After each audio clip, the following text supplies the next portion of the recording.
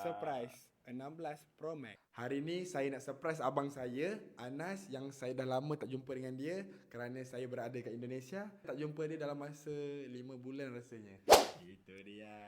Biasanya aku buat challenge, aku bagi orang dekat luar sampai RM10,000, 100 juta. Hari ni aku nak kau tunaikan apa saja yang kau nak dalam masa 10 saat. Kau minta je apa yang kau nak. Okay. 1, 2, 3, 4. Disebabkan kau selalu bagi orang iPhone, aku ni iPhone 16. Dalam masa 24 jam aku tunaikan apa yang kau nak.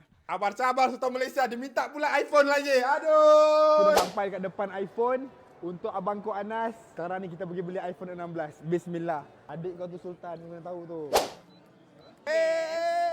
Anas, iPhone on the way. Anas, kalau awak tak sayang adik awak lagi ni, tak tahulah. Dengar tu. Saya balik dulu Balik. Nak pergi hantar kat Anas ni. Bye. Assalamualaikum. Pegang dulu. 3, 2, 1. Surprise 16 Pro Max. Aku tunaikan dalam masa 24 jam. Okey, buka. Weh. Aku pun belum pakai, kau tahu tak? Aku bagi kat follower aku je. Dapat. Macam mana perasaan? Sedih sikit. Jangan sedih. Kau selalu dapat hadiah yang sedap macam ni.